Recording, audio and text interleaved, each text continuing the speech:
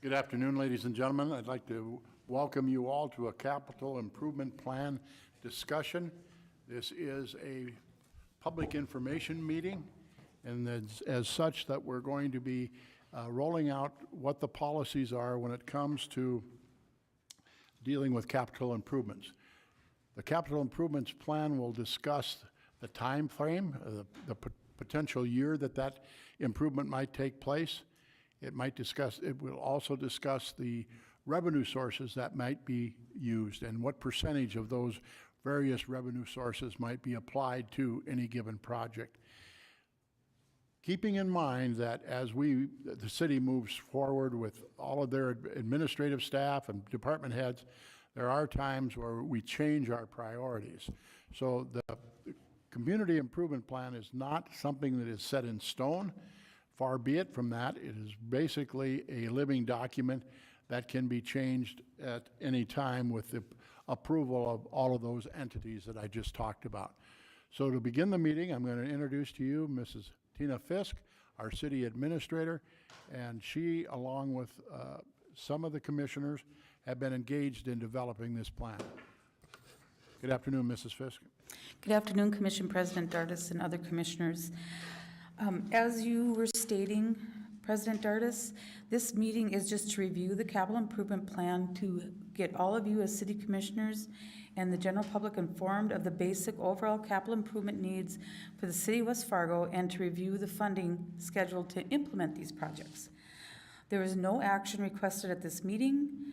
And as President Dardis said, the CIP is a living document and is continually being evaluated. Each additional project, if pursued to go forward, comes before commission for all the steps in the process for your approval. There are no projects that are considered approved just because they're on this list. With this CIP, we followed all the city practices and policies for review and authorization.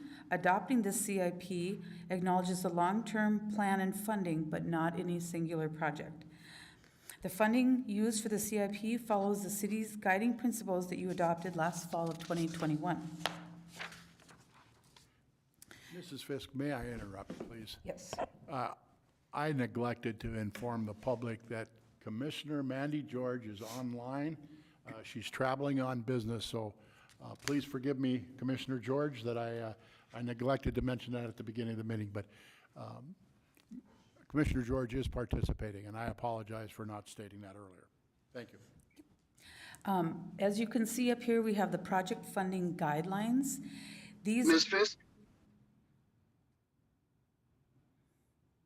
Can you hear me? Yes. I'm sorry, I just wanted to mention the mayor that I was on here as well. And could someone turn on the video for the city of West Fargo? That's turned off for some reason. Me and Mandy can't see anything. For those of you that didn't hear clearly, that is Commissioner Simmons is joining us also electronically. And we'll try and resolve that issue. Commissioner Simmons, thank you. Okay. Thank you. This might be an IT question. Is there anybody here? Well, can you see that? Can you see the PowerPoint, Commissioner George or Commissioner Simmons? Yes, we can see that, but we can't see the actual video of anybody standing by the podium or anything else. I'd like to see that if we could. Okay. Would you mind going? Yes, I agree with Commissioner Simmons on all that. Thank you. Okay, we're going to get somebody from our IT department to come and fix that. Thank you for the heads up, Commissioner Simmons, that not only are you available, but that you guys can't see us. As she's going to do that, I will keep talking about the funding guidelines. They are listed here, primary type of work and percent of city funds to be utilized for that work. These are parameters that are here that can be altered and changed by the commission for any particular project, but they are the basic guidelines that as staff that we came up with, thinking that these would be the correct way to allocate some of our capital improvement dollars and other funding that we might receive, such as prairie dog funding or other things. After applying the percent of city funds, any remaining project costs will be funded through special assessments, grants, and other sources that we find available. We will try and keep the special assessments at a equitable and limited level as much as we can. To reduce specials, the city will continue to seek grants, outside funding through eligible programs. And again, these project funding guidelines follow the Commission's adopted guiding principles from the fall of 2021, which are teeny, teeny, teeny tiny up there. But those of you that approved them and you saw them, that is what staff followed when preparing all of this work for you. I will now turn it over to Jim Larson, our Finance Director.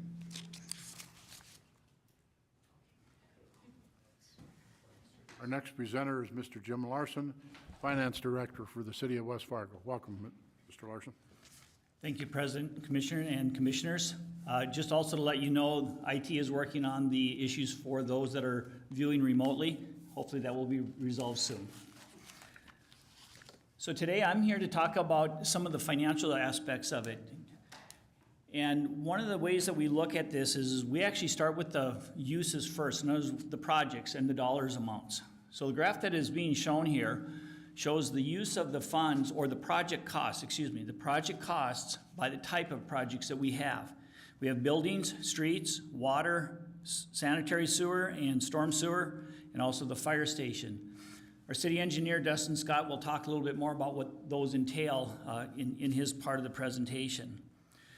We look at this breakdown by the project type for the next 5 years. These are projects that are commonly developed information with the engineering and public works. So it comes from multiple sources to how these projects get on this sheet and what they are. At this time, we have a total estimated cost for the next 5 years of $184 million, approximately $500,000. While this is a large number, we also are going to be able to show how we're going to cover those costs in these next 5 years. It's from the use of funds that we're able to start to determine how to find, it's from the uses that we start looking at the sources. As City Administrator Fisk talked about, we take a look at the formulas that have been set forth previously. If it's this type of a project, it might have special assessments. It might have capital, sales tax, infrastructure available. There might be other funding sources out there from the North Dakota DOT, or even other entities like the City of Fargo or the Fargo Park or the West Fargo Park District. So we first start with the costs, and then we apply the formulas of how they should be funded. From this, the source of funds are developed. And I just want to point out that at this point, 36% of the project costs are coming out of sanitary and storm sewer, and that small sliver up there is for the fire station payment. At this time, we're anticipating that we are going to be moving forward with a fire station, and we have to make plans for that. And because we are looking at an alternative source of funding for that, we do have to account for it in this project process. So that is out there. We're hoping that that can be removed and that those funds will be returned to be able to be used for other capital infrastructure projects.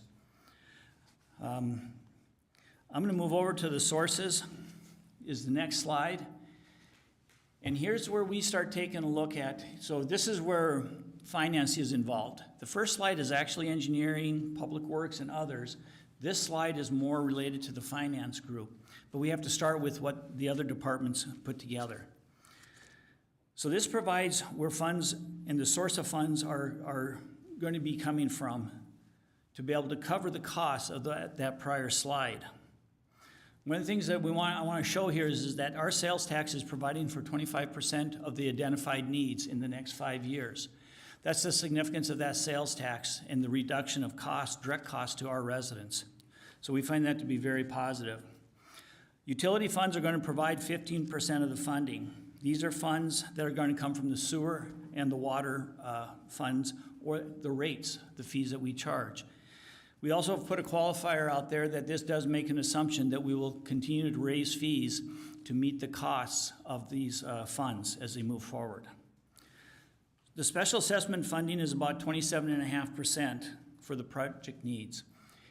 If you were to look at our prior years, this is actually a reduction of how much specials are covering our capital costs. In the past, they've been much larger as we've looked at the Cheyenne projects and some of the other projects. We also have identified the amount of greenfield projects or projects that are for developments. They're actually a much smaller part, because at this point, some of our developments are not moving through as fast as the land is not, we don't have a lot of land available at this time for new greenfield development. So again, a lot of our specials in the past have gone for greenfield development.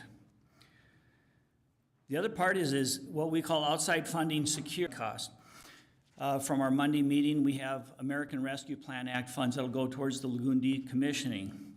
We received some funds because we have joint projects with the city of Fargo, the West Fargo Park District, and we also have some of the funding coming from bonding. We consider these all secured, and we've already been identified that that we've been awarded the funds for the projects.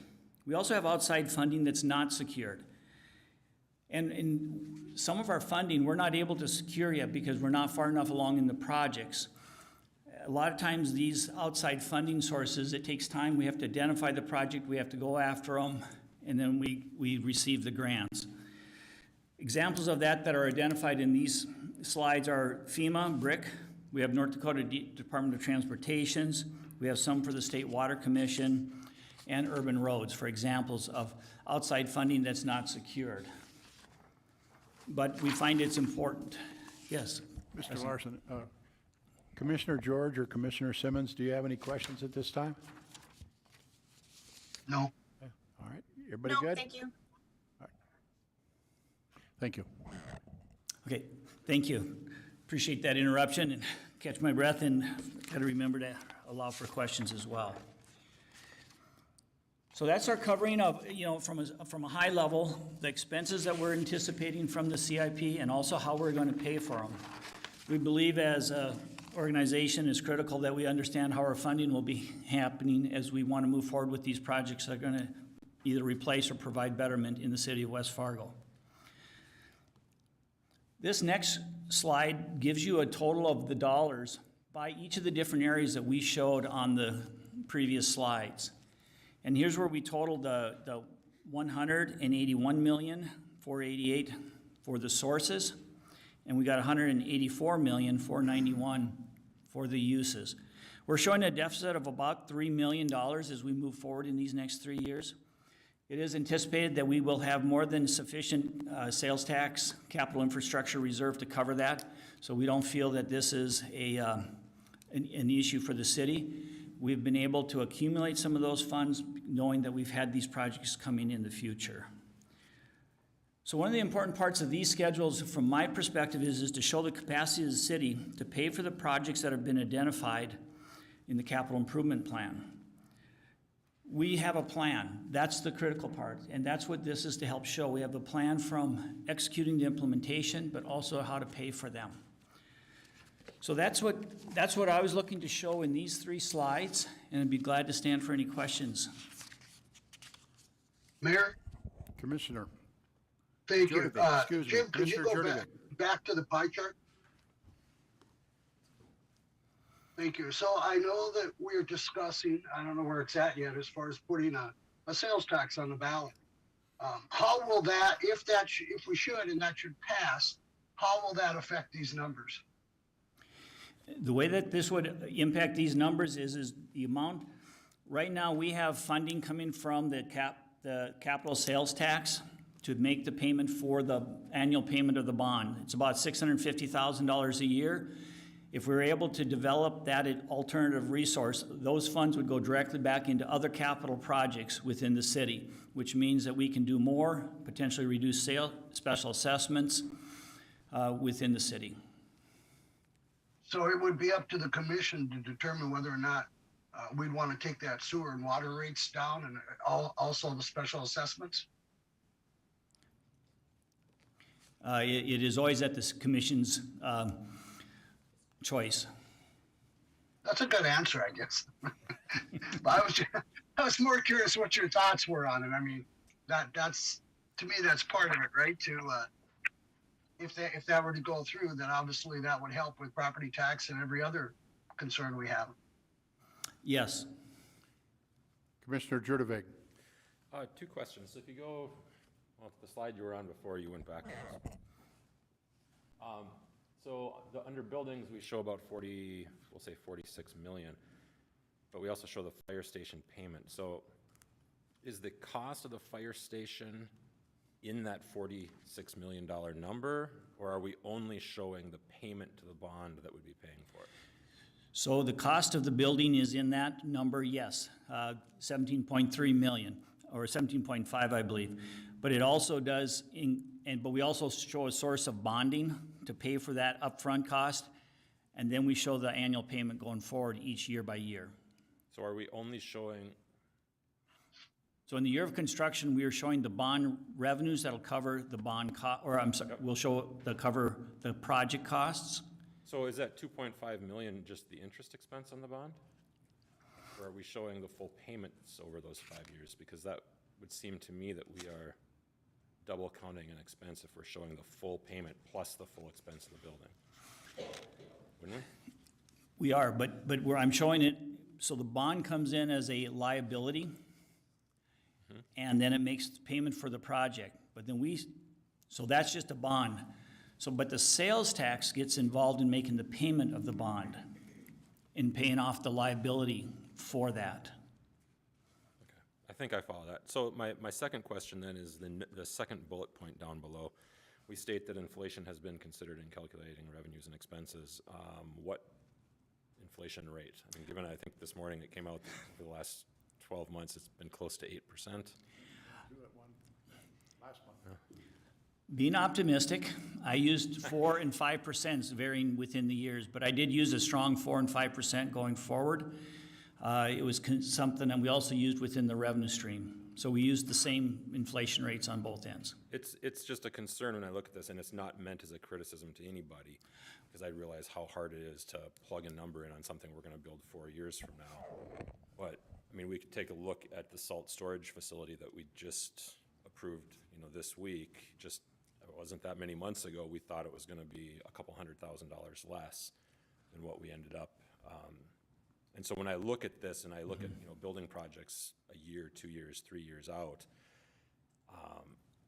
kind of makes me a little nervous to be plugging a number in there and building too specific of a plan off of it. I realize we have to do it, and I think it's, I'm not questioning the logic of doing the CIP. I think it's a great thing. That's the risk that I see that certainly comes to mind. You're actually expressing the anxiety that I've had as I've prepared this schedule, especially knowing seeing what's been happening in the last few months. And we're, it's a little bit optimistic to do that, but at the same time, we had to plug a number in there. And probably the most significant part that I want to bring about that is that that's a plan. And as these projects come forward each time throughout each of these years, they'll come back before commission. We will have to adjust, as President Dardis and Mrs. Fisk both pointed out, this is a living document. It'll move and change. And so I do appreciate you bringing that comment out, because that is what's been brought into the forecast. Mr. Larson, you talk about the debt service, going back on Commissioner Jurdovic's question about the fire hall. Okay, so you talk about how the sales tax are going to pay for the expense of the bond, to pay off the bond. What's the term of the bond? It is 20 years. Okay, and so I think where Commissioner Jurdovic, that's a part of the answer to his question, because this is a model, the CIP is a 5-year model, correct? Correct. And the bond actually extends to 20 years, so that's why I think there's some of the numbers that you're referring to, Commissioner, that might be a little confusing. There's a slide that we'll show at the very end that's going to actually show you the next 20 years as well. Okay. And we include that payout, that additional 15 years in that schedule. But, when you have a 20-year term and you're only forecasting how you're going to service the debt on a 5-year bond. Yes. That has to be another notation we all have to pay attention to. Thank you, Commissioner. Okay, any additional questions? If not, we'll let Dustin Scott, our city engineer.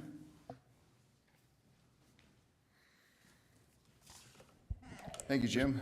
Mr. Dustin Scott, city engineer for the city of West Fargo. Welcome. Well, good afternoon. First, I want to just thank the commission for taking time out of your day to join us and go through the CIP. I know it's been a long time coming here, so certainly excited to be up here and getting to it. Well, Commissioner Jurdovic's last question there is a great segue into really what I want to focus on with this particular slide. We have implemented a status legend into the CIP this year, and really what the significance of this is showing is a relationship between the status or maturity of a project to the estimated costs that we are putting together. As we just discussed, there's a lot of volatility in the market. There's a lot of differences between the project level of detail that we have. Some projects, as you can see here, are not started, and some projects are getting through construction. And so we thought it would be important to encapsulate that into the CIP so that the audience can see what they're looking at. If it's a project that is in construction, the numbers that are in the CIP are probably a little more detailed, accurate, and reliable than a project that has yet to be started. We had some similar discussions last year regarding how much level of engineering gets into a project before we throw it into the CIP. But as we are certainly using our best information available, that's really what the CIP is all about. We're taking the best information we have, using our best judgment, and building at least a high-level planning tool so that we can have a good vision over the next 5 years and move forward. So what you're seeing here, there's 6 categories.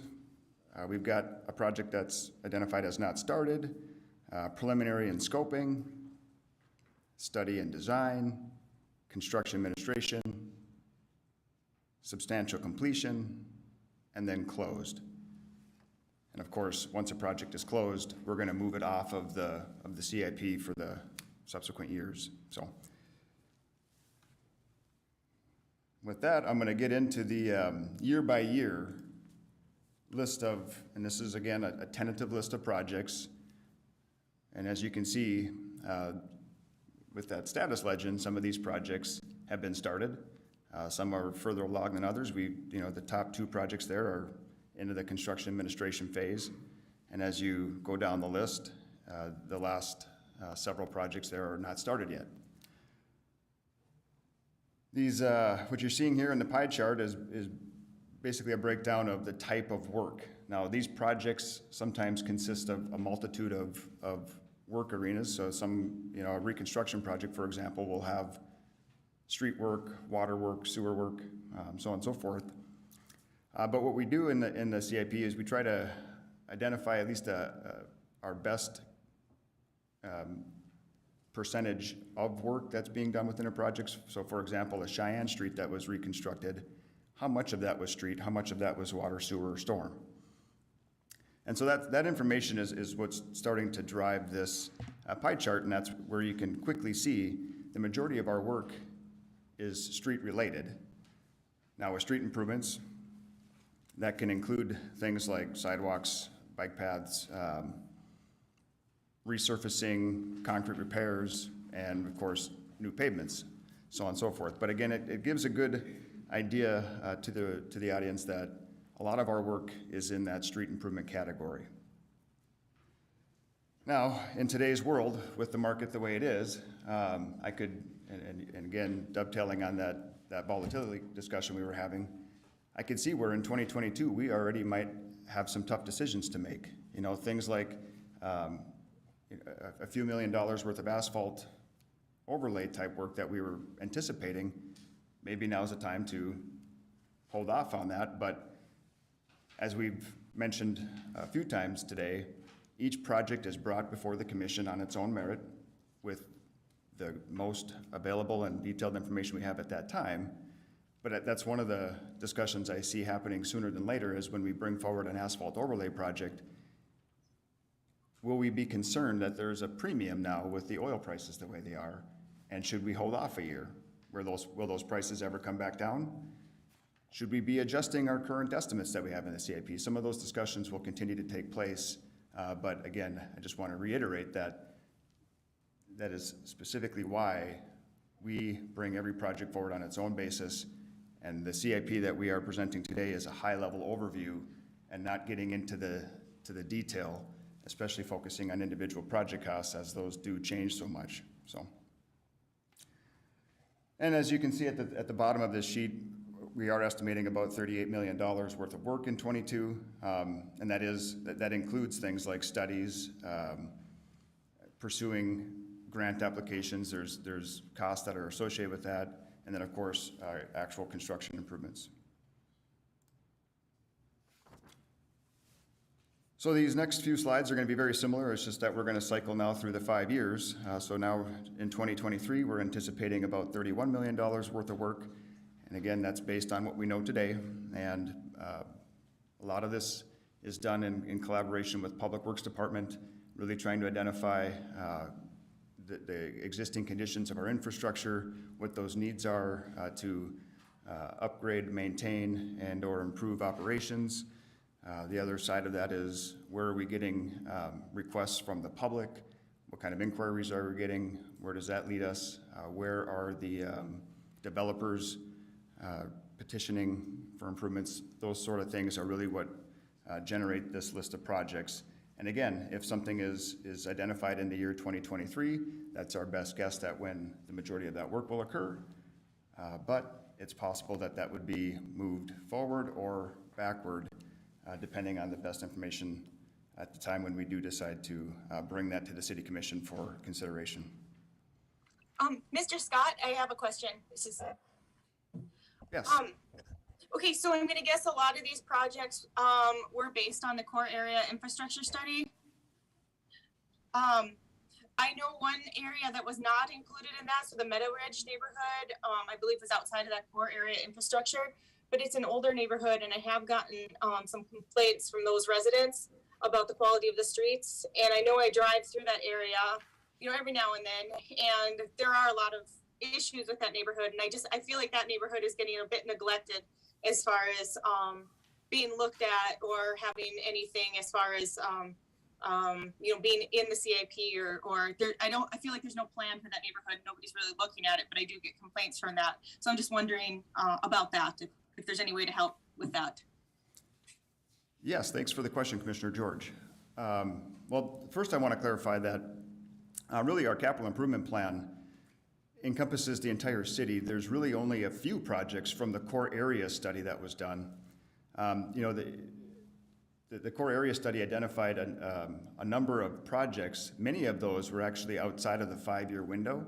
And so from the 5-year list that you're going to see today, there's really only a handful that are in the core area. And we do look at citywide improvement needs when it comes to the capital improvement plan. Now specifically Meadow Ridge, which side note, that's where I'm born and raised, I'm a Meadow Ridge kid. We have done some studies in the past. They weren't as involved as the core area study. That was a very intensive infrastructure study that we completed, but we have done some work in the Meadow Ridge area to gauge and ascertain the condition of the infrastructure out there, specifically things like Public Works televising sanitary sewer.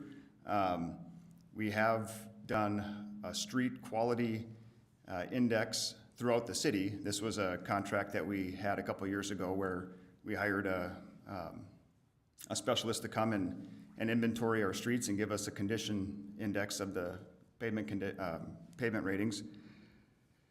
There are some projects in the CIP for Meadow Ridge, but again, as the need identifies itself, more work would come forward for Meadow Ridge. But what we don't have is a complete intensive study like we did in the core area, and that is certainly something that we can consider moving forward. Is Meadow Ridge an area? Are there other areas in the city where we need to consider a very intensive study to identify specific needs in that neighborhood? But I just want to confirm that our capital improvement plan is citywide. Really, there's only a handful of projects that were identified in the core area that are in this 5-year plan. Others are in call it the 5 to 20-year plan. And there are a couple projects in here that are related to Meadow Ridge, but there isn't a holistic again, intensive look at Meadow Ridge like there was in the core area. So does that answer your question, Commissioner George? Yeah, it does. Thank you so much. I thought that was a very complete answer, and I appreciate that. I do think going forward, there are areas like Meadow Ridge that maybe we do need to look at doing a more comprehensive study on at some point. But I appreciate your answer. That was very good. Thank you. Absolutely. Thank you. Mr. Scott, it's not to say as you look down some of these line items where it says concrete pavement repair citywide, that there might not be an identified spot within the Meadow Ridge as Commissioner George is asking. Is that not correct? I remember this last year's citywide pavement repairs was in front of, there was one in front of Costco and there were all over the place. So it's not to say that some of these repair areas that Commissioner George may be suggesting aren't identified as part of this. And as we go through the year, because we can remain flexible, we can move some of these things up or down or whatever the direction might be if something continues to deteriorate. Is that not correct? Absolutely correct. Thank you, President Dardis. That's a great opportunity for me to bring up a couple other points relating to pavement repairs. One, Public Works, we do have, and you will probably see these as we go through the list, but we do have some projects in here just called asphalt repairs by Public Works, or a couple of things that Public Works can do. And really, what we're hoping to do there is outfit Public Works with current or better equipment so that they can come in and do some of these projects in-house, whereas traditionally we would, go out for bids and things of that nature. And so we don't necessarily always know exactly where this work will occur, but we try to put at least placeholders. So things like the concrete repair that President Dardis brought up, there's a placeholder in here.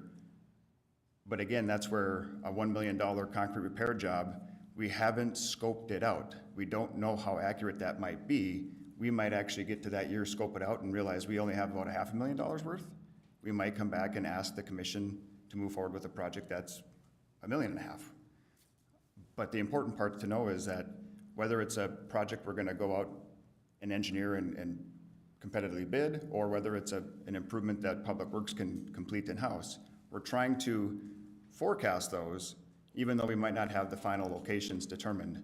But at least now we have an idea that from that high-level budgeting aspect, we can afford these projects moving forward. But we will continue to look at the needs of the entire city, not just one particular area. And as more information comes, if we do identify specific streets in Meadow Ridge, for example, we would update the CIP to specifically reflect a project in Meadow Ridge or elsewhere in the city. So, Mayor? Commissioner Jurdevig. This might be more of a question for Jim. So on the slide that you have up there, and I'm just looking at the math, I guess. So it says buildings 9%, total use of we'll say $32 million. So I'm just gonna do some simple math and say that that's about $3 million. But yet in the detailed chart, it says we have 10.5 million under the CIP for buildings for 2023. actually, if you don't mind, Commissioner Jurdevig, I'm going to take a shot at that answer. Yes. So this pie chart is really, the percentages you're seeing are not based on the costs of the project. And this is something that, based on today's feedback, we can come back and revise this as it's better usable. This is really more geared towards, call it the number of projects.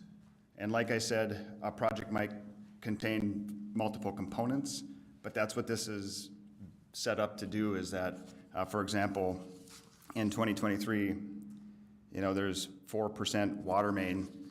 Well, that's really based on the number of projects, how many of them have water main associated, which might not be as, in one aspect that's helpful, but I could see where we need to have a similar chart that reflects the percent of dollars being spent in each of those arenas by year, because otherwise, yeah, it's, and especially when you put the total dollar value right under the chart, it's misleading to make it not seem like the chart is about the dollar values. absolutely. Just my thought. Commissioner Jurdevig, what a great analysis, because I did the same thing. And then I got to studying it a little closer. So this graph, you take a look at those percentages, then you have to go to the right, and what those percentages are equal to what those projects are that are projected to be done in 2023. Absolutely. I take full responsibility for this confusion. So, funny story is, first of all, we haven't done this yet, but Rachel has been the backbone of putting this thing together, and what a wonderful job she's done. I asked her 2 hours before this meeting to throw these dollar amounts in here, and she carefully reminded me that the percentages here are now not gonna they don't tie, they're separate. The percentages here are based on the number of projects, and I said, well, you know what? Let's just add it here anyway, just so that the data's there, so that we're looking at a total dollar amount. But case in point, the confusion is there, and certainly noted. We'll probably revise this a little bit before we would put it on our website. And again, going to Commissioner Jurdovic's point, and if you were to be up here behind the desk and see the way he's got it all spread out, he can see both at the same time rather than following the progressive of pages. Absolutely. And so he's ahead of us, is what I'm saying, and which is always a credit to him. But the fact of the matter is that one has to kind of hold themselves back as to how independently each of these pages read in perspective to what we're presenting today. That's all I wanted to say. Thank you. Yeah, so again, appreciate that feedback. We will work on that when we conclude today. So moving to the next year, 2024. So again, right off the bat, we're showing about $41 million worth of work, but the percentages of work here, so in this case, the 31% of storm sewer, that is not an indication that 31% of, we're not showing 30% of the $40 million of storm sewer cost. But as you can see here, now the list of projects are starting to get, a little smaller, and the majority of the projects now are in this not started column, as we can anticipate that a project scheduled for 24 construction is out there ways. We're probably not engaging engineering services or involved with too much for studies at this point, but we do have a few. So, and again, this is a year now that's really predominantly on the storm sewer side versus in the prior years. I think it was, street has been more of the predominant type of work we were looking at. So, and moving to the 2025, here you can see that a lot of the work is, it's a combination of street and sewer. But again, this list is even smaller yet, and most of the projects here, with the exception of the lagoon decommission, we have not started any work on. So again, I point that out just as a reminder that what costs we do have with these projects are very high level, and certainly subject to change, as well as the scope. It's not just the cost. As we've learned with some of our sanitary rehabilitation projects in the last couple of years, once we start getting into the design, especially with the day-to-day coordination with Public Works, the scope changes, and what we might have thought would have been 2 manholes to work on turns into 4. So, which again has an impact on the cost. 2024. And then finally, our 5th year 2026. We do have a handful of projects we're showing in here, and really a good spread between the different types of improvements. But at this point in time, we're anticipating $25 million, or just shy of $25 million.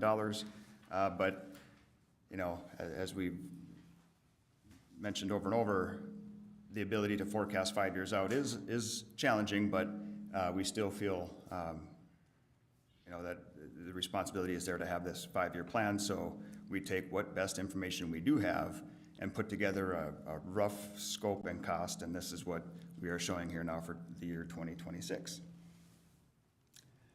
And so now this next slide, I'm going to turn it back over to Jim.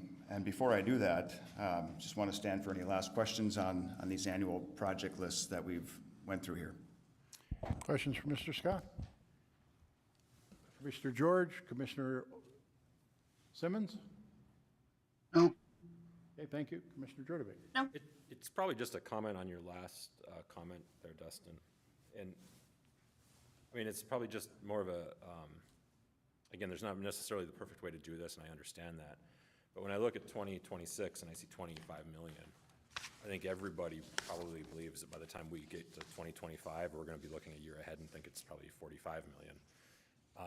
Because it's, you know, you look at all the other years, 39 million, 31 million, 41 million, 47 million. I just suspect our costs are going to go up, and in 2026 that we're not going to see this huge drop. So even though we don't know what all the projects are going to be, because we can't, you know, we don't have the crystal ball, it still feels like we should have a little bit more in there so that we don't underestimate, you know, the dollar amount that we're likely dealing with in that time frame, and so that we can be planning for it and so forth. So just a comment on that, but it's not, again, it's not really meant as a criticism, because I realize that we can't tell what we're going to do for projects that far out with any degree of accuracy. So we're putting in there what we think it's going to be, and there's probably a bunch of stuff that as we get closer, we'll fill in there and drive that cost up, and that's just my concern. Absolutely, and I certainly open to suggestions on this. One thing that we've done, and I just mentioned it a little bit ago, is putting in a placeholder for, say, concrete repair jobs. We don't know where they're gonna be, we don't know exactly how much, but we've got something, and maybe is that something more that we can do 5 years out, is maybe there's a placeholder for storm sewer, sanitary, and for each of these, and we, you know, we can come to a collective, is a $1 million number good or two, but to build that number up, because I agree with you, by the time we get here, it's likely going to increase. And if that's not the option, there's always, you talked with Jim about inflation. So there, I think we need to continue to think through that as a team, and certainly, again, open to suggestions on that. Commissioner George, did you have a comment? no, thank you. I agree with everything that was just said, though. I think those are good ideas. Well, we'll note on 2026, there's less line items that they have on there, so maybe appropriate, maybe not, but you raise a great point, and I'm glad that you asked the question earlier about the 4 to 5%, what the inflation numbers were, because that is all relevant in this conversation. Commissioner Olson. We also have to keep in mind, though, in 2 years from now, let's just say, we might have a longer list there. Plus, we'll have a better idea of funding sources down the road then too. So as we get closer to each year's projects, we'll have a better idea. It'll, excuse me, look, I'm getting all choked up here, Dustin.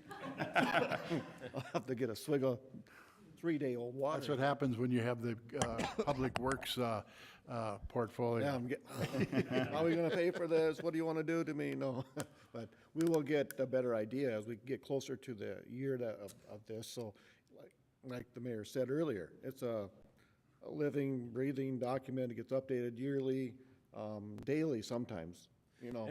And I completely agree with that. I just, you know, when I look at the total dollar amount, I think given what inflation is right now, and the cost increase that we're seeing on projects, it's also really beneficial for us not to underestimate the full cost of what we think the 5-year plan is, even though we don't know what those projects are.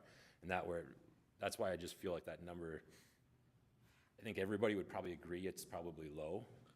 And if that's the case, just from a pure planning perspective, it feels like it should be pushed up a little bit to reflect what the likely cost is in that time frame. But we want to be as transparent and reliable on the numbers you can be. And again, if with one's looking at these specific years and the legend that's over on the right of those, just keep in mind that if in 2022, for example, we bid a project that is 47% over and above what the projected cost is, we as a commission may say, we're not doing that this year. We're going to see whether or not the future will bring better pricing. So in that same breath, then Mr. Anvik or Mr. Scott or Mrs. Fisk might bring forward one of these other line items that's in 2025 or 2024 and say, can we go out and do the study here? Can we do this? Because this is obviously less of a scope of project, and that might change. So when we speak of this in the various pages, and Rachel, you did a marvelous job on this, by the way, thank you. as we go through this, one really has to do it, kind of like what Commissioner Jurdevig has got going on up here behind here, is he's got pages everywhere, and he shuffles them in and slides them in when they're appropriate to looking at the numbers. And that's what we all have to do. Keeping in mind, I've seen the work that the CIP has done with Mrs. Fisk and all of the department heads and Mr. Scott and, of course, Mr. Larson in finance. And these are very small line items on a computer screen, and they can move these and change these, and they have project numbers and all the like. So this is to understand what the policy is, the thought process that goes into this, that we're not just helter-skelter, that, Commissioner Olson or Commissioner Jurdevig or Commissioner George or Commissioner Simmons or I are just driving down the street, and we pick up the phone and say, Matt, you got to fix 17th Street next year, total reconstruction. That isn't the way it works. This is a very detailed plan, and it's a very intricate plan that goes with finance, engineering, public works, city administration, and of course us commissioners. So again, this is a document that one has to get a grasp on how to use it as it's intended. And again, I think that we have a great visual tool here to work with. So again, please continue. With that, I'd like to turn it over to Jim. Okay, Mr. Larson. Thank you. Thank you, Mr. Scott. Thank you for letting me come back on this. Actually, this discussion is actually a perfect lead into the next slide that I'd like to present on. Our next slide just gives you more detail year by year of what we're funding, which will go back to you can actually go back to the project overviews, and here's your dollars for each of those areas that were shown on that. So we do have that information available for you to look at.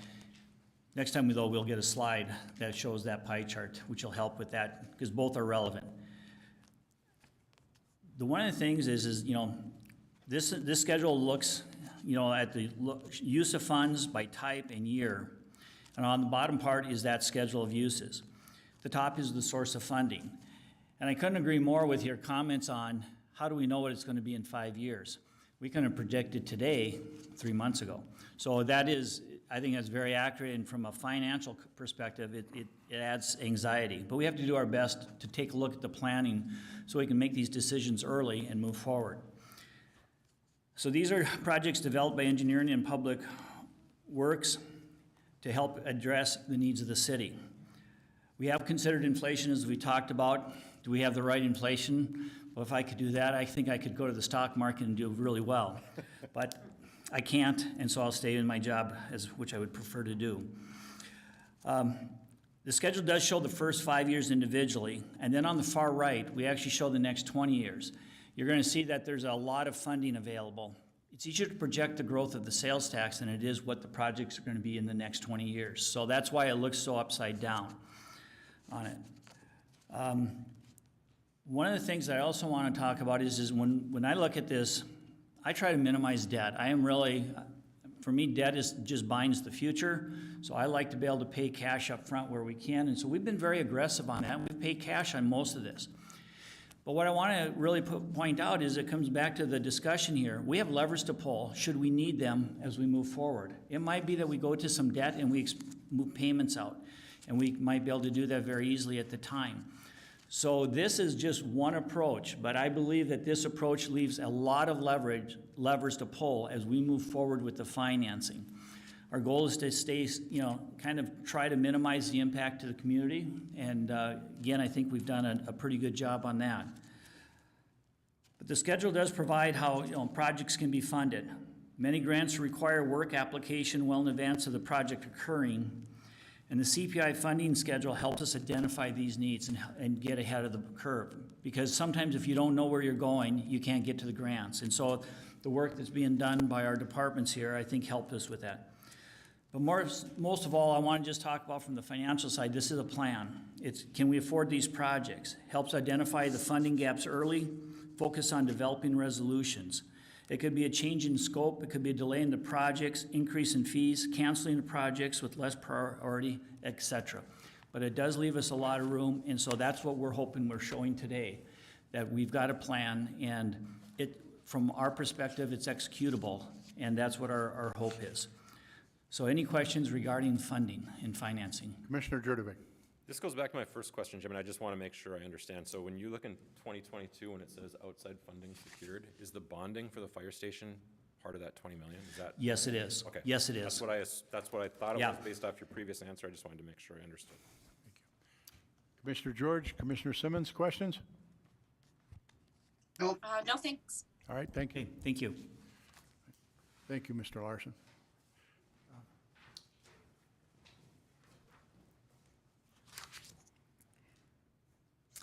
Okay, so to try and wrap this up, I just wanted to inform you that we will be bringing the CIP back to the City Commission for their regular agenda on March 21st. The information that you have seen will be put out for the public to be able to view. This meeting has been taped and will be broadcast, so the public is able to also hear what was said. So that if there are any questions, they can reach out to you as commissioners or us as staff, and we can try and get as many answers back as possible for them. As has been stated numerous times, we don't want anyone in the public or within the room to think that by approval of this, hopefully in March, that this allows the staff to proceed with any particular projects. Each individual project will be brought to you with its detailed funding and plans for your review and approval as it's ready. So we are all here if you have any questions for us, and thank you for your time. Questions for Mrs. Fisk? Just a comment. Please, Commissioner Olson. I think the word CIP gets confused with core infrastructure a lot versus capital improvement projects. So we received some correspondence this morning, people thinking that we were talking strictly about the core infrastructure, studies that were done in the older part of town, getting misconstrued with capital improvement throughout the entire city. So I just wanted to make that emphasis that this is a capital improvement plan versus a core infrastructure plan. Thank you, Commissioner Olson. Some final comments, if I could, please. Go to page 3, and when it talks about project funding guidelines. One of the critical things about to the public is that what we've worked hard on is, if you look at the percentage of what the city funds are that have been contributed to these various types of construction, the city has worked hard in trying to take all of those various revenue sources and apply them to any of these types of projects, and at the same time trying to minimize the amount of special assessments that might be assessed to them. And we have increased the percentage of what the city of West Fargo is going to invest with sales tax dollars and all of those types of things. One other thing I want to call attention to is how important it is with the staff that we have. And that is this. We talk about grants and some of this federal money that's out there. That money just doesn't come through the door on a lark. I guess some of it did, but there are so many grants out there, and we rely on the expertise of our department heads to continue to stay attuned to what that might be in applying. I've been a part of some of that where I have to have an endorsement letter to go along with it. And I'll tell you what, if you've never done any grant writing in your life, that's an experience in itself. And we have very capable people that are always trying to bring those dollars into the city of West Fargo too. And then the other part of the transparency of this document, in my opinion, is when you take a look at the funding uses that are for 22 through 2026, that we're addressing buildings, we're addressing streets, we're addressing water, we're addressing sanitary sewer. So when the public comes forward to us and has a specific project, or any of us as commissioners, we have to have an understanding of how big the scope of work is that our department heads, our administrator, our commissioners are dealing with. We're dealing with your streets, and we're dealing with your streets, and we're dealing with my streets. So it's a city-wide plan, and that's why we ask that it be very flexible, the living document, if you will, because we might find an area of town because of proximity to the riverbank or something like that, that the degradation is faster than what we anticipated it to be or whatever. Or it's just the structure, substructures or whatever in the streets or sewer just give out. So the purpose of this is to make you understand that there is a very thought-out process on how we move forward and trying to do these projects to keep our citizens safe, first and foremost, and understanding of the improvements we need to make to keep our city what it is today. So again, to all staff, on behalf of the commission, we're grateful for your efforts. I'm sure we'll be in communication because we'll have some thoughts and suggestions as well. Congratulations on a great effort. Thank you. Anyone else? Commissioner George, Commissioner Simmons? We good? I'm good here, thank you. All right. Thank you all. Appreciate everybody attending today. Have a good day. We stand adjourned.